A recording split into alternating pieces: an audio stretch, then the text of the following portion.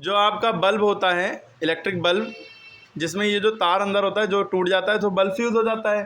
तो ये तार लोग समझते हैं लोहे, पीतल, तांबे का, नहीं, टंगस्टन का होता है। किसका होता है? टंगस्टन फिलामेंट का, ठीक। और जो आपका हीटर होता है उसमें जो ये स्प्रिंग होती है ये भी लोहे की नहीं होती है, नाइक्रोम वायर की होती है। इसका मेल्टिंग पॉइंट बहुत हाई होता है। मेल्टिंग पॉइंट हाई होने का मतलब बहुत ज़्यादा गर्म होने पर भी पिघलेगा नहीं, ठीक है। लो होता है मेल्टिंग पॉइंट तो पिघल जाता। अच्छा, बल्ब जलना को इंग्लिश में, जैसे आग जलना को बर्निंग ऑफ फायर कहते हैं, लेकिन बल्ब जलना को बल्ब फायर नहीं कहेंगे, ग्लो ऑफ बल्ब कहेंगे, ठीक है, ग्लोइंग ऑफ बल्ब। अब इसके अंदर जब करंट आता है तब ये जलता है। करंट क्या होता है? Rate of flow of charge, यानी rate of flow of charge. अगर करंट का फॉर्मूला लगें I बराबर Q/T हो जाएगा। करंट को हम I से शो करते हैं, C से नहीं शो करते हैं, ये भी याद रखिएगा। करंट लिखना है तो कहीं I लिखा होगा समझ जाइए वो करंट लिखा है। Q माने चार्ज होता है, T माने टाइम। जब भी रेट लिखा होगा तो यानी T से डिवाइड हो रही है वो चीज़।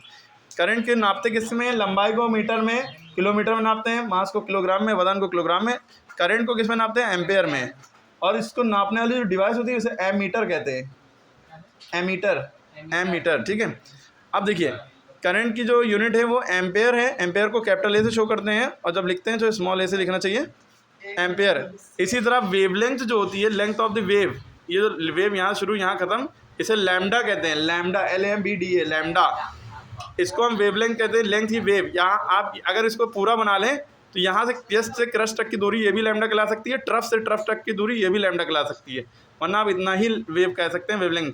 वेवलेंथ को किस में नापते हैं? एंगस्ट्रॉम में। एंगस्ट्रॉम का सिंबल देखिए ए बना के ऊपर 0 बना दिया, डिग्री यहाँ पे नहीं, साइड में नहीं, ऊपर जस्ट ऊपर, तो ये एंगस्ट्रॉम कहलाएगा।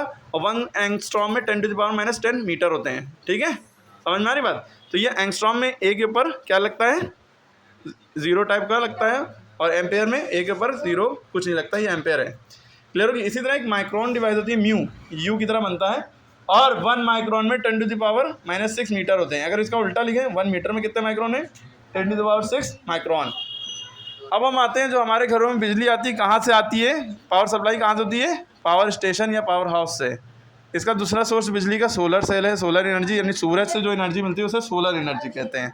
सोलर सेल, सोलर पैनल का इस्तेमाल हम लोग करते हैं। इन्वर्टर से भी हमें लाइट मिलती है। कैसे? वो पहले चार्ज होता है, उसके अंदर कैपेसिटर वगैरह लगे होते हैं, बैटरी में मतलब चार्ज वगैरह स्टोर हो जाता है। उस बैटरी में जो केमिकल होता है वो सल्फ्यूरिक एसिड होता है। क्या होता है? H2SO4, ठीक है। हमारे पेट में जो केमिकल होता है वो HCl होता है, हाइड्रोक्लोरिक एसिड। अब देखिए इसके अलावा एक सोर्स है टॉर्च। मोबाइल में भी तो टॉर्च है, वो अलग बात है। जैसे टॉर्च है वो कैसे चलती है? सेल से चलती है। किससे चलती है? सेल, वो भी एक सेल नहीं, 2 सेल। जब हम 2 सेल को जोड़ते हैं तो वो बैटरी कहलाती है। 2 या 2 से ज़्यादा सेल होते हैं।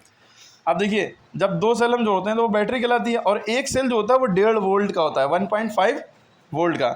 ऐसे सेल के बगल में सेल लगाएंगे तो इसे सीरीज़ कॉम्बिनेशन कहते हैं। उसके लिए रेजिस्टेंस, मतलब समझाने के लिए रेजिस्टेंस तो अलग चीज़ होती है।